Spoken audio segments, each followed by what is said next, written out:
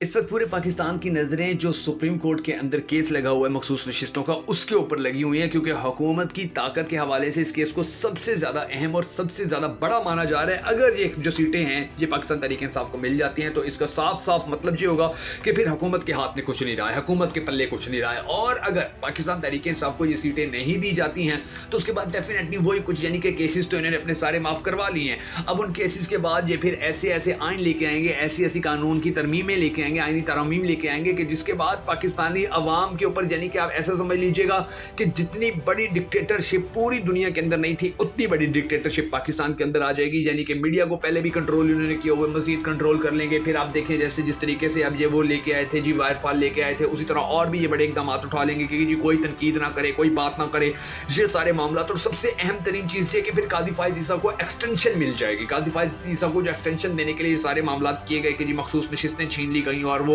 यानी कि बंदर बांट की गई, गंडेरियां जिस तरह से बांटी जाती हैं उस तरह से दी गई कि 2 तुम रख लो, 4 तुम रख लो, ये सारे मामला किए गए थे। तो अब ये जो चीजें हैं, अब मखसूस नशिस्तों के हवाले से जो केस लगा हुआ, ये बड़ी अहमियत का हामिल है। बड़ा इसके अंदर पाकिस्तान तहरीक इंसाफ भी इसके अंदर फिर खुलकर मैदान में आ गई, क्योंकि काजी साहब बार बार एतराज करते थे, काजी साहब बार बार कहते थे जी पीटीआई इस केस में क्यों नहीं आगे आ रही है, पीटीआई इस केस में क्यों पीछे है। तो पीटीआई ने अब एक दरख्वास्त जमा करवा दी है कि जी हम इस केस के अंदर मैदान में आ रहे हैं और हम इसके ऊपर बात भी करेंगे, हम इसके ऊपर डिस्कशन भी करेंगे। देखिए इससे पहले पीटीआई इसलिए मैदान में नहीं आ रही थी, ये दरख्वास्त जमा नहीं करवा रही थी क्योंकि उनके जितने भी जो जीते हुए लोग थे वो सारे सुन्नी इत्तेहाद कौंसिल में थे। तो सुन्नी इत्तेहाद कौंसिल सारा काम कर रही थी, सुन्नी इत्तेहाद कौंसिल के प्लेटफॉर्म से ये मैदान में आए हुए थे। लेकिन अब पाकिस्तान तहरीक इंसाफ काजी साहब की जिद के बाद बाकायदा तौर के ऊपर बार बार जब वो सवाल करते रहे तो पाकिस्तान तहरीक इंसाफ खुद मैदान में आई है और इन्होंने बाकायदा तौर के ऊपर एक इस हवाले से अपील भी जो है वो जमा करवा दी है, यानी कि एक दरख्वास्त जो है वो भी जमा करवा दी है कि ठीक है जी काजी साहब अगर आप हमसे बात करना चाहते हैं, पीटीआई से बात करना चाहते हैं तो पीटीआई मैदान में आ रही है। और ये बड़ा जबरदस्त कार्ड है,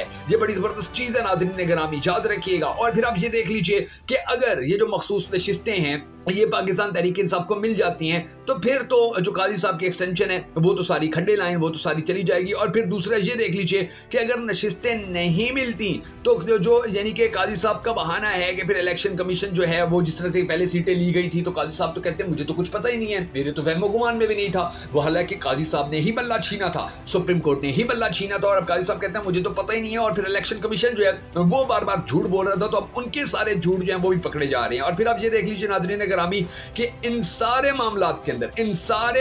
के अंदर जो इलेक्शन कमीशन है वो तो अपनी बात मान ही नहीं रहा और इसकी सजा पीटीआई को माजी के अंदर जिस तरह से मिल चुकी है, यानी कि उनसे मखसूस नशिस्तें छीन ली गई थी, तो अब वो सजा भी खत्म हो जाएगी, अब वो मामला भी खत्म हो जाएगा। और फिर आप ये देख लीजिए कि हो सकता है क्योंकि जिस तरीके से आज तक काजी साहब केसेस सुनते आए हैं पाकिस्तान तहरीक इंसाफ के और पाकिस्तान तहरीक इंसाफ के जो मुखालफिन थे उनके, तो उनको देखकर तो ये लगता है कि काजी साहब पीटीआई की ये जो दरखास्त है इसको उड़ा के रद्दी की टोकरी में फेंक देंगे कि जिद पहले करते रहे कि जी पीटीआई मैदान में आए, पीटीआई मैदान में, पीटीआई आ गई है। तो बड़े बड़े जो तज्जिया निगार हैं वो बार बार ये कह रहे हैं कि काजी साहब फिर अब इसको भी खड्डे लाइन लगा देंगे, साइड पे कर देंगे कि जी कोई दरखास्त मैं नहीं सुनता या मुझे इस दरखास्त के सुनने के अंदर कोई इंटरेस्ट नहीं है। फिर ये खबर भी आप बहुत जल्द सुन लें कि जी काजी साहब ने दरखास्त सुनने से इनकार कर दिया। तो ये जो मामला चल रहे हैं इनके अंदर आप ये देख लीजिए कि काजी साहब का जो रवैया है इलेक्शन कमीशन के जो वकला हैं उनके साथ अजीब है, पाकिस्तान तहरीक इंसाफ यानी कि सुन्नी इत्तेहाद कौंसिल के जो वकला हैं उनके साथ अजीब है। यानी कि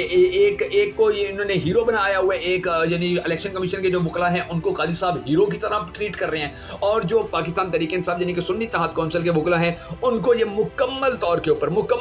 ऊपर विलन की तरह ट्रीट कर रहे हैं कि जी ये तो विलन है, इनकी तो बात ही नहीं सुननी है, इनके साथ तो कोई डिस्कशन ही नहीं करनी है, इनको तो बात करने ही नहीं देनी है। वो जब भी कोई एतराज उठाते हैं काजी साहब फौरन मैदान में आ जाते हैं। और फिर ये देख लीजिए कि इन मखसूस नशिस्तों के केस के बारे में यानी कि कोई भी एक फैसला और ये भी आ सकता है, बड़े बड़े जो तज्जिया निगार हैं मुझे कह रहे हैं कि एक और फैसला ये भी इस सूरत में आ सकता है कि ये सीटें जो ये किसी को ना मिले, पाकिस्तान तहरीक इंसाफ को भी ना मिले, सुन्नी इत्तेहाद कौंसिल को भी ना मिले और नून लीग को जो मिली थी वो भी वापस आ जाए, जो पाकिस्तान पीपल्स पार्टी को मिली थी वो भी वापस कर ली जाए। लेकिन इसके अंदर जो दिलचस्प बात है मुझे है कि अगर ये फैसला भी आ जाता है तो इसका मतलब ये है कि नून लीग की जो 2 तिहाई का ख्वाब है वो ख्वाब जो है वो खराब हो जाएगा, वो चिकना चूर हो जाएगा, वो टूट जाएगा। और जब 2 तिहाई अक्सरियत नहीं मिलेगी तो वाज़ेह तौर के ऊपर फिर काजी साहब को एक्सटेंशन नहीं मिल सकेगी। इसके अलावा जो दूसरा इद्दत केस है अब उसके अंदर जो सजा मुअत्तली की दरखास्त है उसका फैसला भी आने वाला है। इस्लामाबाद हाई कोर्ट जो है वो कह चुकी है कि एक महीने के अंदर हर सूरत फैसला दो। अगर फैसला नहीं देते हो तो फिर अब देखिए उसका फिर फैसला जो था, क्योंकि पहले देखिए तमाशा लगा रहा कि जी कभी वो जो था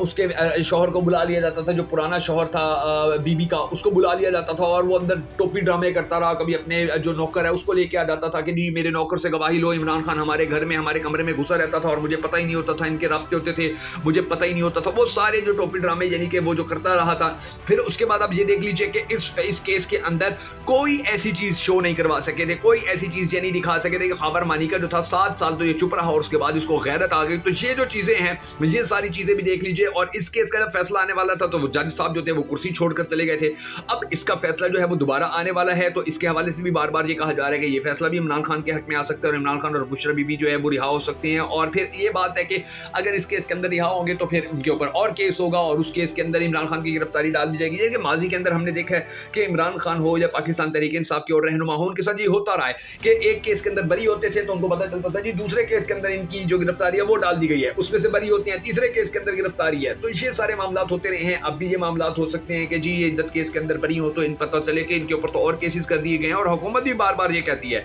वो भी बार बार ये कहते हैं कि जी हम इनके ऊपर और केसेस बनाएंगे। लेकिन इसके अंदर मामला ये है, चीज के अंदर ये है कि अब इस तरह के मामला के अंदर इतनी बदनामी हो चुकी है, इतनी बदनामी हो चुकी है कि अदालतें भी अब खड़ी हो गई हैं इसके खिलाफ कि भाई ये क्या बात हुई। क्या एक केस के अंदर हम किसी को बरी करते हैं, आप झूठा केस दूसरा बनाने के लिए आते हो, उसके अंदर बरी करते हैं, आप तीसरा केस बना के लिए आते हो। अदालतें फिर जिस तरह के आप फैसले दे रही हैं, जिस तरह की बातें कर रही हैं, वो भी फिर सबके सामने है। और फिर आप ये देख लीजिए नाज़रीन ग्रामी कि अब तो बाकायदा तौर के ऊपर जो शहबाज शरीफ है उसने बाकायदा और खुल्लम खुल्ला अब उसने अपनी शिकस्त तस्लीम कर ली है, शिकस्त मान ली। और वो कहते हैं जी हम तो इमरान खान को सपोर्ट करना चाहते थे, हम तो इमरान खान को जी सहूलियात देना चाहते थे, हम तो इनको बड़ी सहूलतें देना चाहते हैं। हालांकि राणा सनाउल्लाह पहले कह चुका है कई बार कि जी मच जेल में हम इमरान खान को रखेंगे जहां इसकी चीखें निकलेंगी। अब एक जानिब ये इस तरह के बयान देते रहे, दूसरी जानिब अब ये कह रही है कि जी इमरान खान को कोई मुश्किल है, कोई दिक्कत है, कोई परेशानी है जेल के अंदर, तो जी हम उसको सहूलियात देने के लिए राजी हैं, हम उसके साथ चलने के लिए राजी हैं, हम उसकी कोई जो मुश्किलात हैं, उसकी जो शिकायतें हैं वो ख़त्म करने के लिए राजी हैं। तो ये दरअसल अमरीकी करारदाद के बाद इनकी चीखें निकली हैं, क्योंकि अमरीका भी बार बार कह रहा है कि ये जो आप लोगों के मुल्क के अंदर अदम इस्तेहकाम है इसको ख़त्म करें। ये जो अदलिया के हवाले से लोगों के अंदर इतनी ज़्यादा बेचैनी पाई जाती है, इसको फौरी तौर के ऊपर ख़त्म करें। अगर ये ख़त्म नहीं की जाएगी तो फिर आप लोगों के साथ जो मामला हैं वो ख़राब हो जाएंगे। फिर आप ये देख लीजिए नाज़रीन गिरामी, दूसरी जानिब बड़ा सख्त किस्म का रद्द-ए-अमल सामने आ रहा है। यानी कि आप देख लीजिए कि चाइना जो है वो भी बार बार ये कह रहा है कि जी आप अपना जो अदम इस्तेहकाम है उसको ख़त्म करें, जो तकाज़े हैं, इंसाफ के तकाज़े हैं उनको पूरा करें। फिर अज़म इस्तेहकाम के मामले के ऊपर भी अवाम का बड़ा सख्त रद्द-ए-अमल आया है, जो ऑपरेशन की बात की जा रही थी। और अब तो अता तारड़ ने भी गवाही दे दी है, उसने भी गवाही दे दी है कि जी एपेक्स कमेटी के अंदर ये ऑपरेशन की तो बात ही नहीं की गई थी। उसके अंदर वो जो यानी कि अली मीन गंडापुर जिसके अंदर थे, उसके अंदर जो बात ही नहीं की गई कि जो ऑपरेशन होगा उसके अंदर तो सिर्फ यही कहा गया था कि जी अज़म इस्तेहकाम की बात की गई थी कि अज़म इस्तेहकाम आएगा, लेकिन ये नहीं कि ऑपरेशन अज़म इस्तेहकाम आएगा। और फिर आप ये देख लीजिए कि ये जो बजट पास करने जा रहे हैं इसमें इनकी तो चीखें निकलेंगी, जो आवाम की चीखें निकलनी है वो अलहदा हैं। और फिर अब ये जी कह रहे हैं जी हम तो बड़े मजबूर हैं और हम तो बजट जो है वो IMF की वजह से हमें देना पड़ गया है, और वजीर आजम और सदर की मराद बेशक इस बजट के अंदर बढ़ा दी गई हैं, आवाम के ऊपर बेशक जो मामलात हैं वो ख़राब कर दिए गए हैं।